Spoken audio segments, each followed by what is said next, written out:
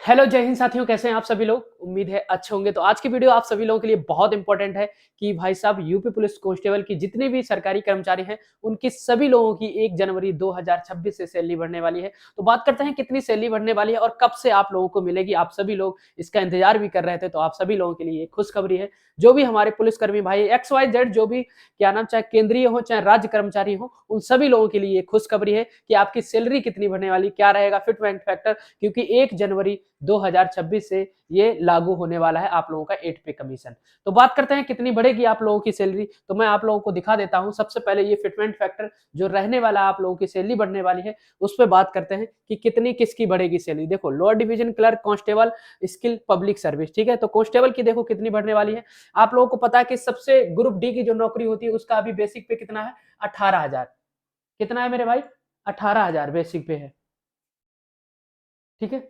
चलो, कितना है भाई, 18,000। उसके बाद इनका सैलरी कितने होने वाला है भाई, 51,480 रुपए होने वाला है। किस फिटमेंट फैक्टर के थ्रू होने वाला है आप लोगों को दिखा देता हूं, ठीक है। 2.86 अगर फिटमेंट फैक्टर हुआ तो इनकी सैलरी होने वाली है कितनी भाई, 51,480 रुपए, ठीक है। और कितना बढ़ रहा है, 33,000 रुपए लगभग बढ़ रहा है, ठीक है। चलो, मतलब दुगना हो रहा है। आप बात करें जिसका 19,900 है, अगर उनकी हो रही है कितनी, 56,000, मतलब कितने बढ़ रही है, इतनी 21,700 जो कांस्टेबल की बेसिक पे है उनकी हो रही है डायरेक्ट 62,000। ये कब हो रही है, जब फिटमेंट फैक्टर 2.86 लगेगा तब। अगर इससे कम लगा तो कितनी बढ़ेगी सैलरी, तो भी मैं आप लोगों को बताऊं, और ये कब से आपको मिलने वाली है ये भी बताऊंगा, ठीक है। तो कांस्टेबल तक हम लोग काफी सीमित हैं, ठीक है। यहीं तक कितनी बढ़ रही है भाई, 40,000 रुपए सैलरी बढ़ रही है।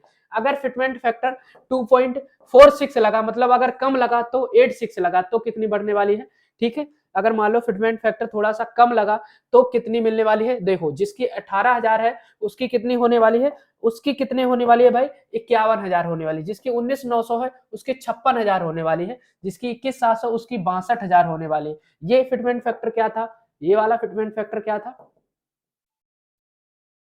कितना था, ये भी 2.86 था, सॉरी, ठीक है। अगर मान लो फिटमेंट फैक्टर कम रहा, अगर मान लो फिटमेंट फैक्टर कम रहा तो मैं आप लोगों को सारी चीजें अभी समझा रहा हूं, ठीक है। मान लो अगर फिटमेंट फैक्टर 2.46 लगा, मात्र 2.46, मतलब अगर कम लगा तो सैलरी आपकी कितनी होने वाली है भाई, 53,000 रुपए सैलरी आपकी होने वाली है। ये सारा सैलरी का चार्ट, अभी आपकी वर्तमान में सैलरी आपको कितनी मिल रही है मैं अच्छे तरीके से आप लोगों को समझाना चाहता हूं, ठीक है।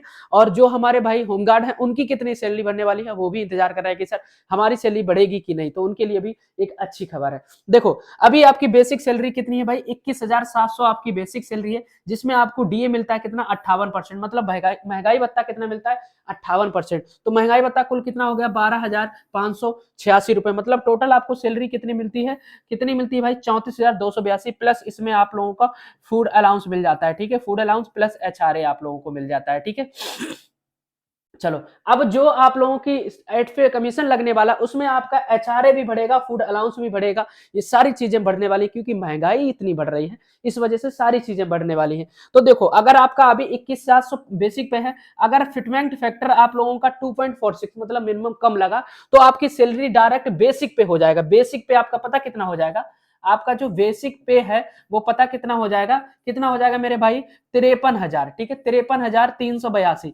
फिटमेंट फैक्टर मात्र हम बात कर रहे हैं 2.46 की, मैक्सिमम कितना भी लग सकता है, ठीक है। कम से कम 2.0 तो लगना ही लगना है, ये तो कंफर्म है, ठीक है। चलो, मान लो 2.46 लगा तो आपकी बेसिक पे होगी 53,000। बेसिक पे अभी कितनी थी, अभी 21,700 थी, अब कितनी होगी भाई, 53,000। कितनी होगी भाई, 53,000। अब इसका दुगना मत कर लेना कि सर इसका अगर दुगना सैलरी हो जाएगी, तो दुगना तो ऐसे भाई 68,000 हो रहा है, ठीक है। तो 68,000 तो सैलरी नहीं होगी, लेकिन बेसिक पे दुगना होगा, आपका दुगना से भी ज्यादा होगा। बेसिक पे फिटमेंट फैक्टर लगता है, याद रखना, ठीक है। चलो, अगर आपका 2.86 हुआ तो 62,000 हो ही रही, मैंने आपको बताया। देखो, जब आपका 53,382 रुपए हो जाएगा, उसके बाद जो आपका डीए लगता है, डीए स्टार्टिंग में मान लो सिर्फ इन्होंने 3% लगाया, कितना, 3%। अब देखो कितना बढ़ रहा है, 1,601 रुपए। पहले कितना बढ़ता था 3% लगाने के बाद, सिर्फ मात्र 651 रुपए। अब कितना बढ़ रहा है मेरे भाई, 1,601 रुपए। तो भाई फायदा है कि नहीं भाई, सीधे 1,000 रुपए का फर्क पड़ रहा है, कितने, 1,000 रुपए का फर्क पड़ रहा है। किस वजह से, ये जो 8th पे कमीशन है, क्या, जो आपका 8th पे कमीशन है। अब आप लोगों का ये भी है कि सर ये लगेगा कब, ये लगेगा कब, आपको सभी को पता है 1 जनवरी 2026 से लागू होगा। 1 जनवरी 2026 से लागू हो चुका समझो, लागू हो चुका, लेकिन अभी मिला नहीं। कह रहे हैं कि कब से मिलेगा, तो बात करते हैं मिलेगा कब। देखो मिलेगा आपको ये 2027 लास्ट तक। कब मिलेगा मेरे भाई? 27 लास्ट तक। अब कह रहे हैं कि तो हमारा अभी 1 जनवरी 2026 से लागू है, तो क्या फायदा? देखो इसका फायदा है, मान लो आपकी सैलरी अभी 34,000 है, ठीक है, 34,000 है, ठीक है, आपकी सैलरी यहाँ पे बन रही है 50,000। कब कब बन रही है? जब आपका 8 पे कमीशन लग रहा है। क्या बन रहा है भाई? 8 पे कमीशन लगने के बाद आपकी सैलरी बन रही है 50,000। कह रहे हैं कि सर हमें तो 34 मिल रही है हमारा, और ये कब से 50,000 बन रही है आपकी? 1 जनवरी से, ठीक है। 8 पे कमीशन 1 जनवरी से लागू है। कितने से भाई? 1 जनवरी 2026 से लागू होगा, कि क्योंकि 31 दिसंबर 2025 को 7 पे कमीशन की वैलिडिटी खत्म हो गई है। अब 1 जनवरी 2026 में आपकी सैलरी कितनी बन रही है मेरे भाई? 50,000 बढ़ रही है, मिनिमम मान के चलो 50,000 बढ़ रही है। अभी आपको 34 मिले। फर्क सर कितने का है? फर्क देखो हमारा कितने का है? 16,000 रुपए का। भाई कितना फर्क है? ओ माय गॉड, 16,000 का। ये 16,000 रुपए कहाँ जाएगा?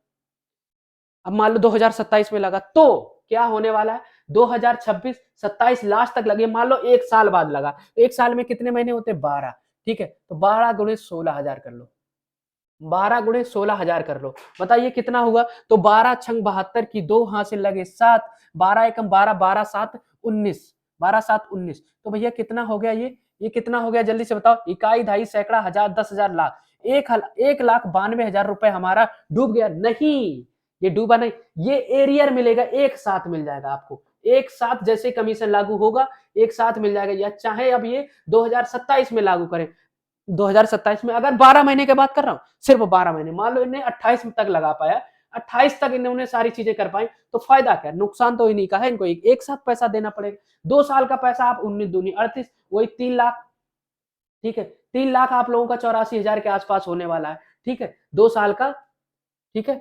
चलो 3,84,000 रुपए ये हम लोगों को देंगे, ठीक है। कब का देंगे? 2 साल का एक साथ, 2 साल का एक साथ। ये एरियर होता है। जैसे आपको महंगाई भत्ता लगता है, महंगाई भत्ता 1 जनवरी 2026 से आपका लग ही जाएगा।